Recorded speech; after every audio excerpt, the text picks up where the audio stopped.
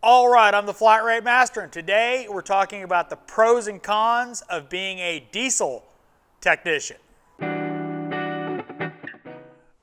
All right, so I get a lot of questions about diesel versus auto repair, what you can make doing diesel versus flat rate, auto repair, whatever.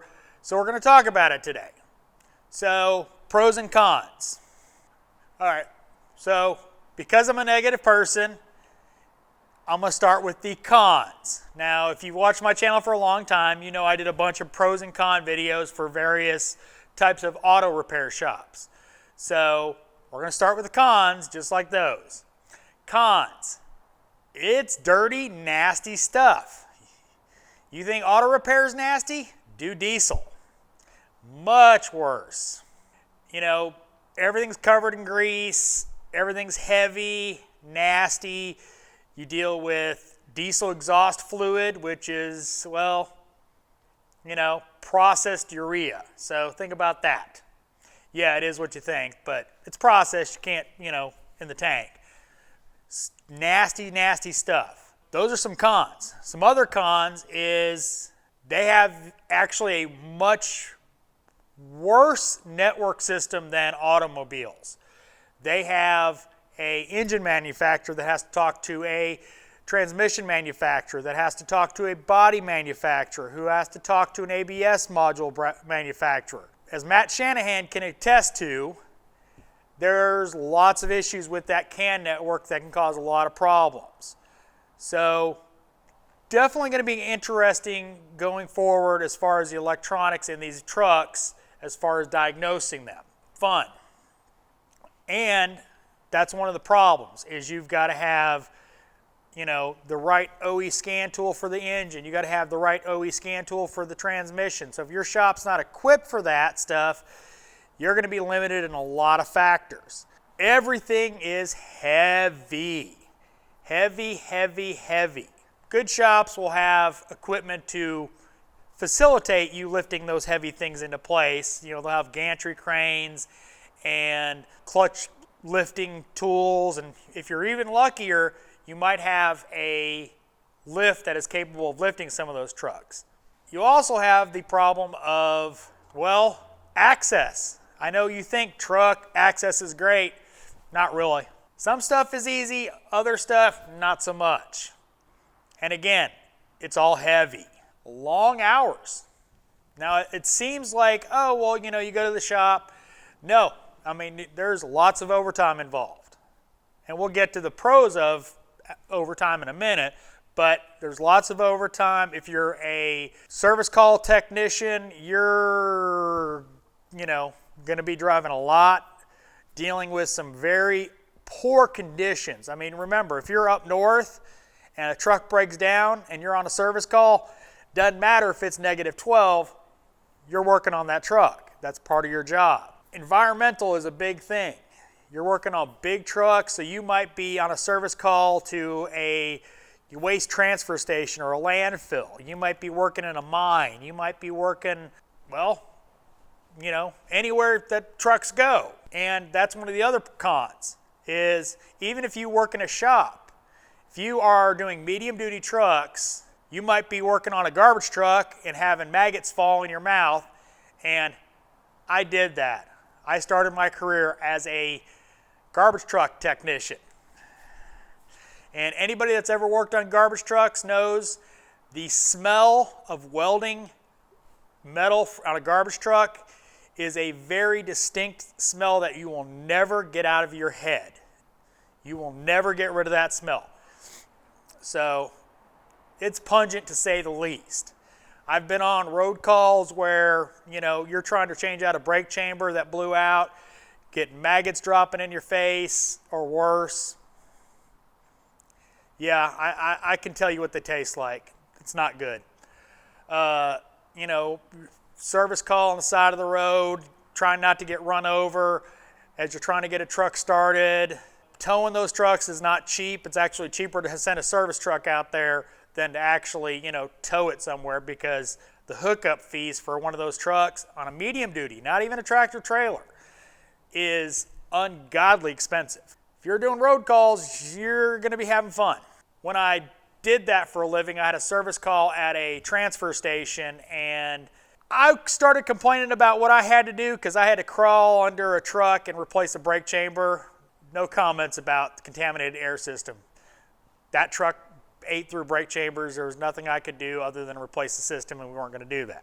I was complaining about my situation until I saw the Caterpillar service tech, who was a woman, by the way, supposed to be one of their top techs now. I haven't, had any contact with her since then, but I knew some people that worked there, and they said she was one of their top techs a number of years ago.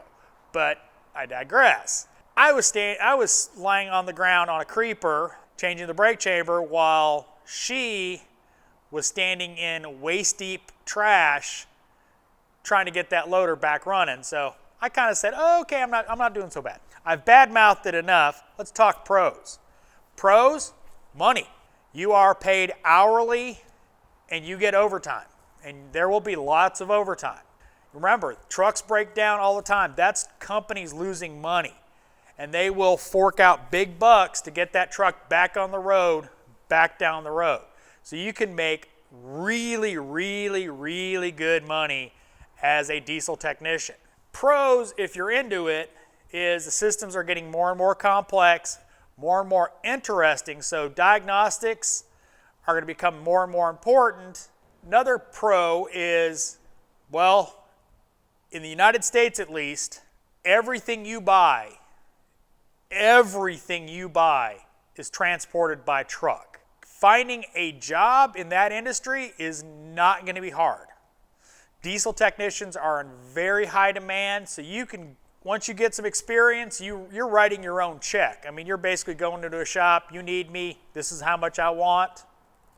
Okay, I'll go to the next place.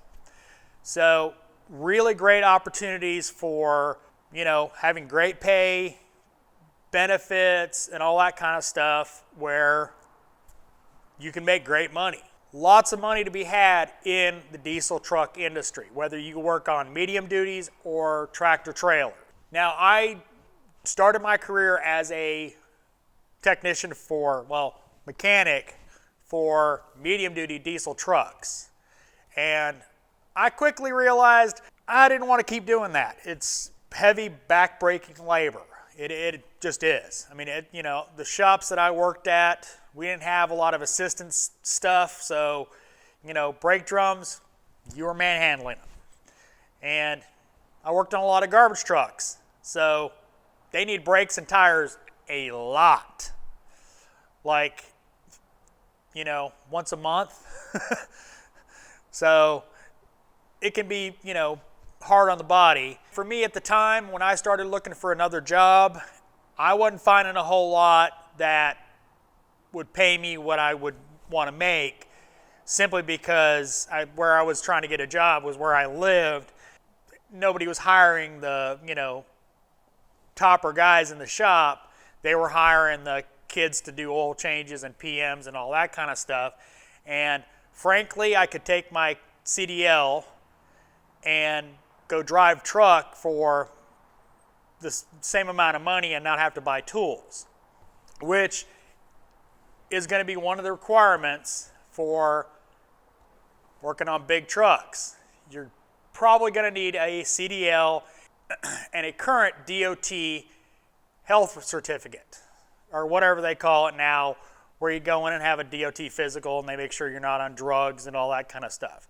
You're either going to need a Class A tractor trailer license or a Class B medium duty truck license to be able to operate those vehicles, to pull them in and out of the shop or test drive them.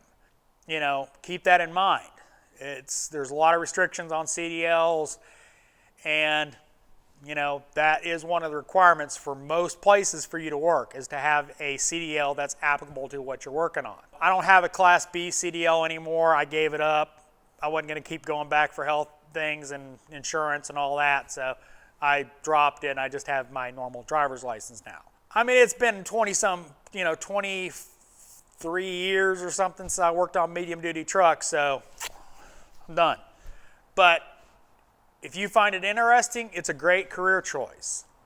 Now I'm going to put a link to a channel in the description, Adept Ape. Don't ask me the reason for the name of the channel, but that's what he calls it. He is a Caterpillar shop foreman, and he's done a bunch of videos on, working at the cat dealer, and it'll give you a good idea of what, well, the lifestyle's like, because it's very different from working as a, automotive technician. So if you're watching guys like me, Erico, or somebody, it's very different atmosphere, very different situation. So I suggest you go watch his channel. He puts out great videos. So hope you liked this video. If you did, give me a thumbs up. If you want to see more videos like it, subscribe. Make sure and hit that bell notification so you get notified when I put out more videos.